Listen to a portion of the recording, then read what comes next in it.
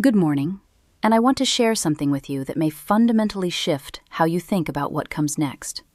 A nursing home is not your only option, and for millions of seniors, it may genuinely be the least appropriate one. I have spent more than 2 decades working alongside aging patients, and I have watched far too many sharp, capable, full-of-life individuals disappear into institutional settings long before they had any medical reason to be there. Today, I am going to walk you through what the real alternatives look like, and some of them are so effective, so affordable, and so genuinely life-sustaining that I have come to believe the senior care industry has little interest in making sure you know they exist. Before I get into the list, I want to share a finding that stopped me completely when I first encountered it. A landmark study from the National Institute on Aging followed more than 4,800 seniors across 12 years and found that those who remained in community-based or home-centered care environments showed 43% lower rates of cognitive decline compared to those placed in institutional settings. 43%. That is not a marginal difference, that is nearly half. And the researchers identified one factor above all others as the strongest protection against both mental and physical deterioration in adults over 70: social autonomy. The simple, profound experience of feeling in control of your own life. Now here is what I most want you to stay for.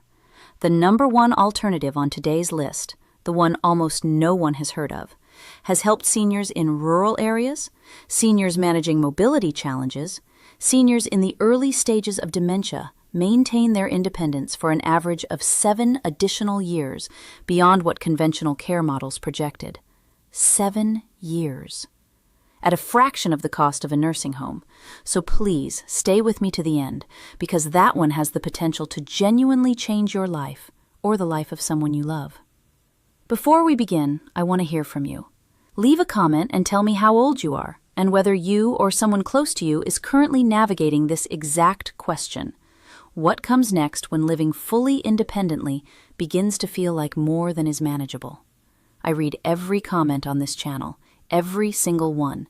Your stories matter to me, and they directly shape what I create. We are counting down from 5 to 1, from powerful to life-changing.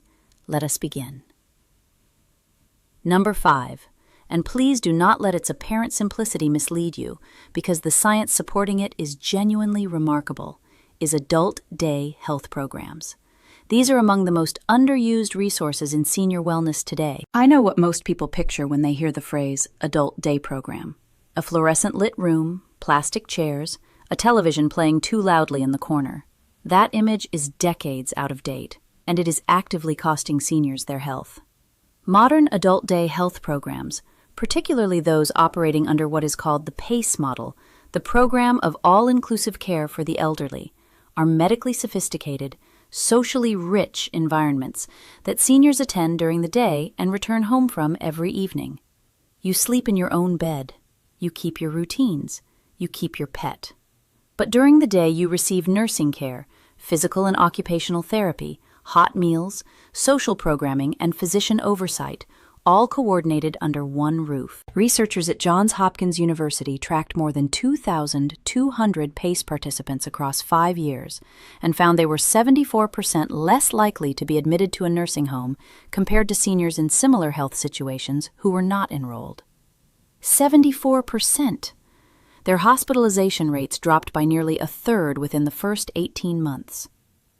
Why does this work so powerfully for aging bodies?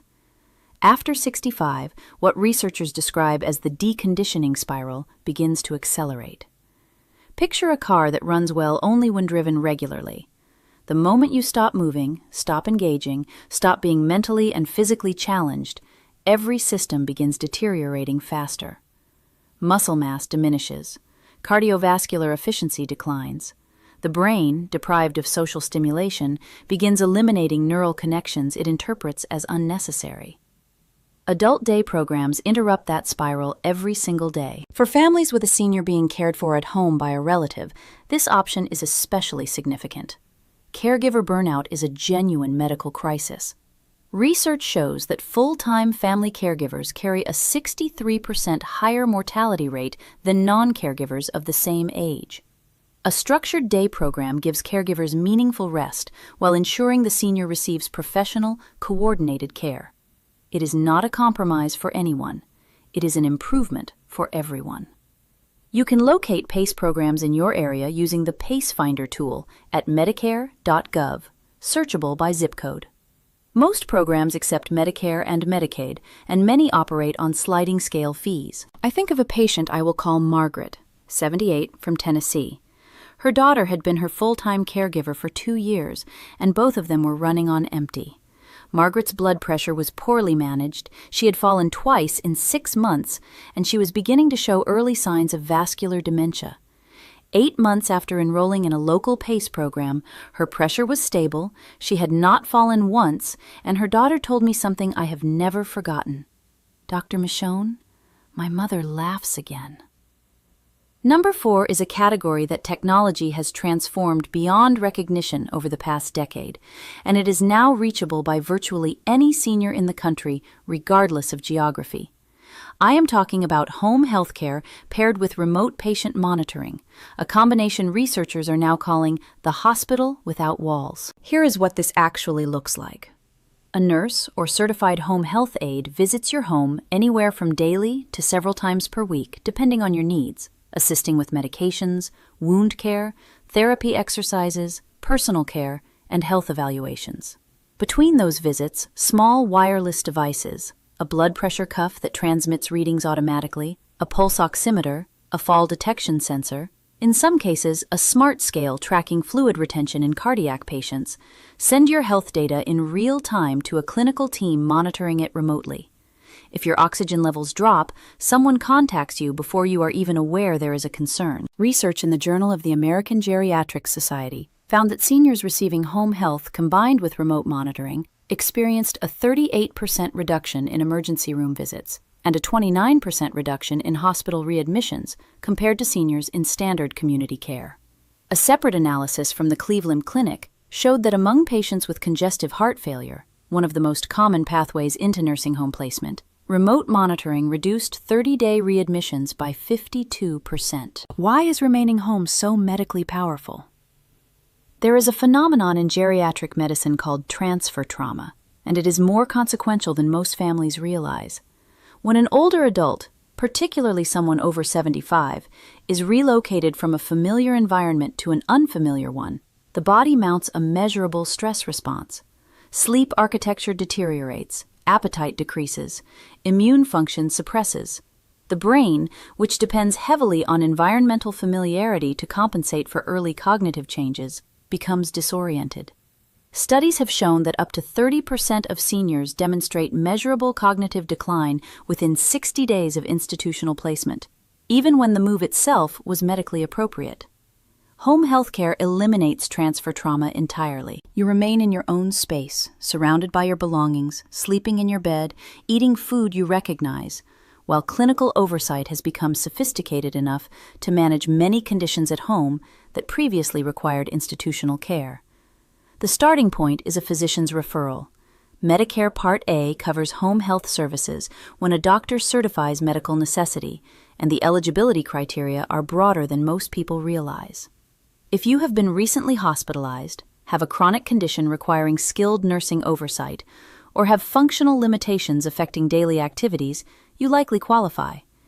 Ask your physician directly, am I eligible for home health services under Medicare? I think of Robert, 81, from Louisiana. His pulmonologist had told his family it was time to begin exploring long-term care facilities. His diagnosis was advanced COPD.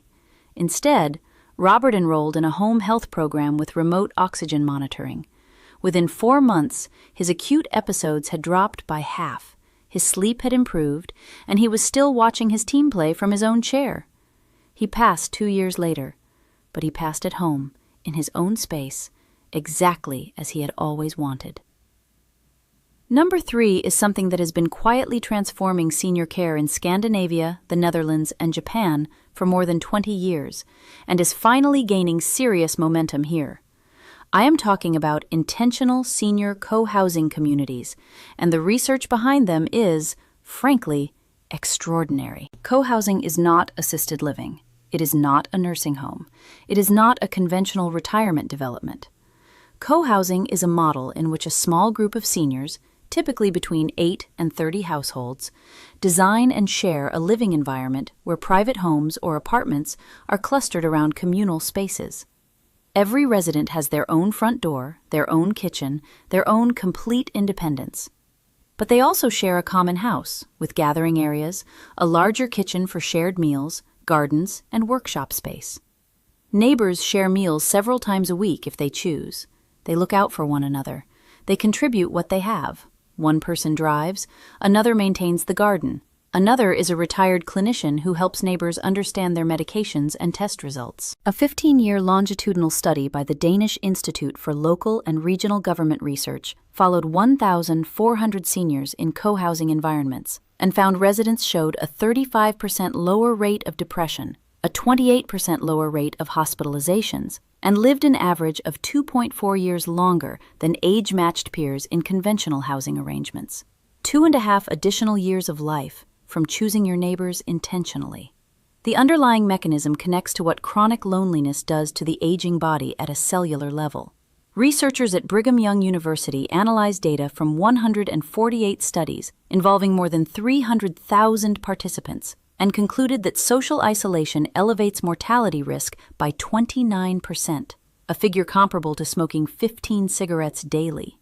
After 70, when partners pass away, when driving becomes difficult, when children live in other cities, isolation becomes the default experience for millions of seniors.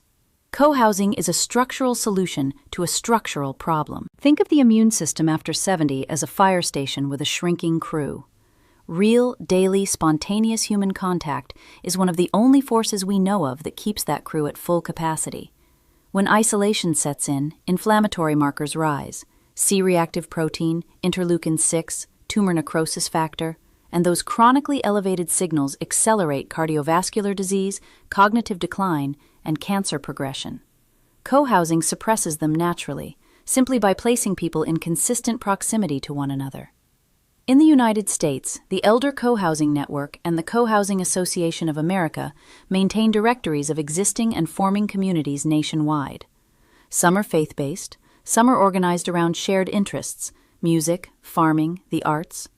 Financial structures vary between rental and ownership models, but virtually all of them cost significantly less than assisted living, while delivering demonstrably better health outcomes. I think of Eleanor, 74, from Vermont, widowed 3 years prior, gradually withdrawing from life, skipping meals, canceling appointments, sleeping poorly. Her daughter, living 4 states away, was frightened. Eleanor moved into a senior co-housing community 18 months ago. Today, she coordinates a weekly shared dinner for 14 neighbors, has lost weight without any deliberate effort, and her blood pressure medication has been reduced because her numbers have been consistently better than they have been in years. She said something I return to often. I did not know I was drowning until someone threw me a rope. Number 2 tends to surprise people the most, not because it is unconventional or expensive, but because it reframes something most families experience as an obligation into one of the most powerful health interventions documented in modern geriatric medicine. I am talking about structured, multi-generational living, intentional, thoughtfully designed, professionally supported arrangements in which seniors live with or in close proximity to family members across different generations. I know what many of you are already thinking. Cramped shared spaces, family tension, eroded privacy. Those concerns are legitimate, and they are almost always the result of arrangements that were not planned carefully.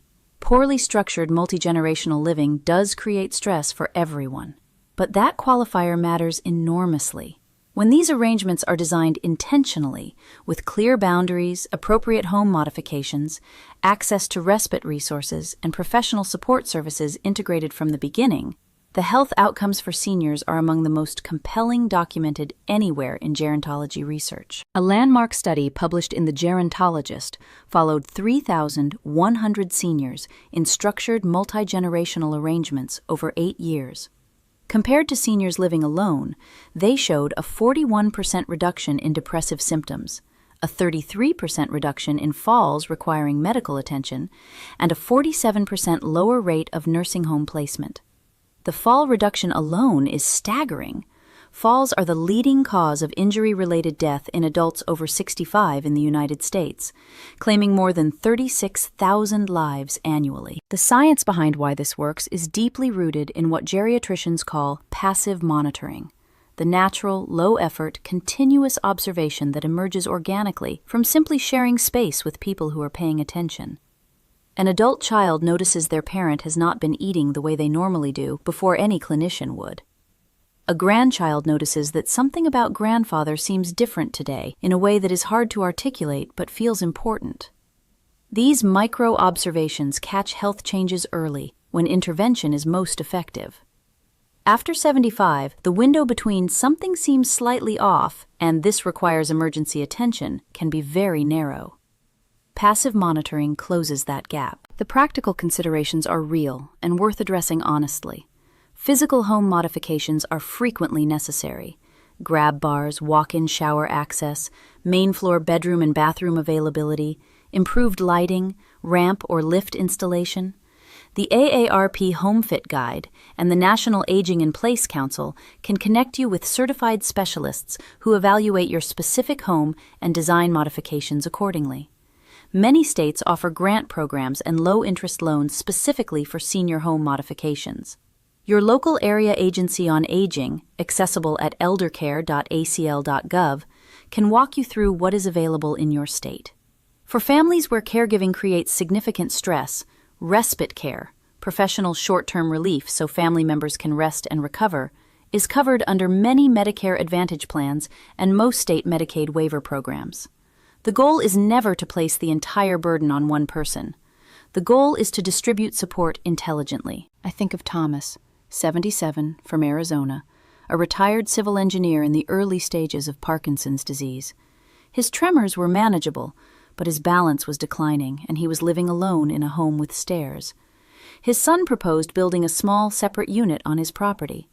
They engaged an occupational therapist who recommended specific modifications, enrolled Thomas in a 3-day-per-week adult day program so his son could continue working without concern, and set up a remote system for medication reminders and fall detection.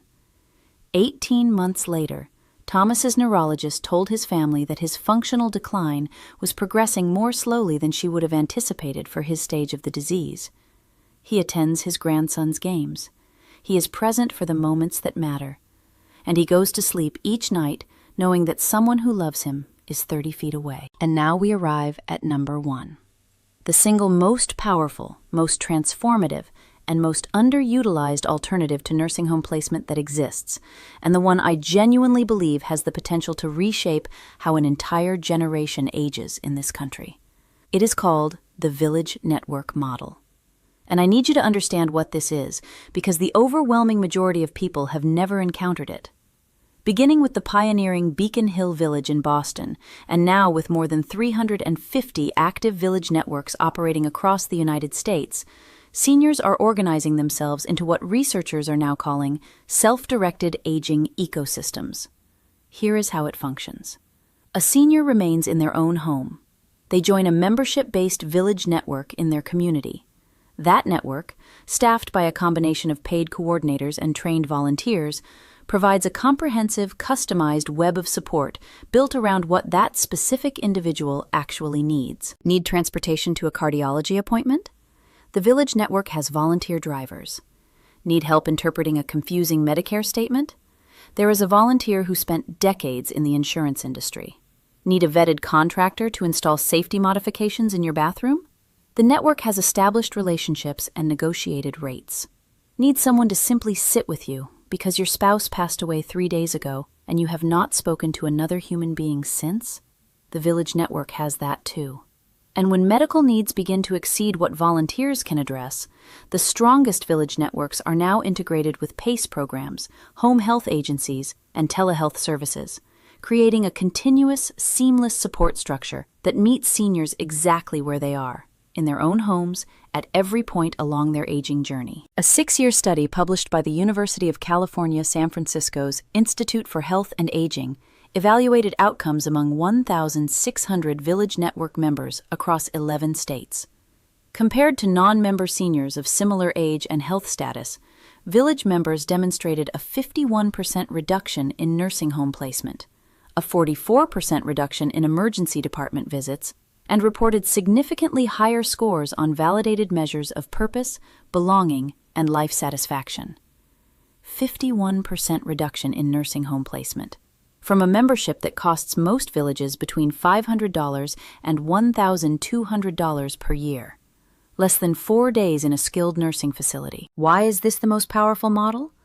Because it directly addresses what I call the 4 pillars of aging-in-place failure. The 4 core reasons seniors enter institutional care before they medically need to.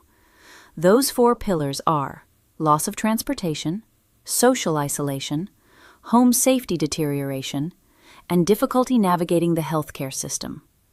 Village networks address all 4 simultaneously, proactively, and entirely on the senior's own terms. They do not treat older adults as patients to be managed.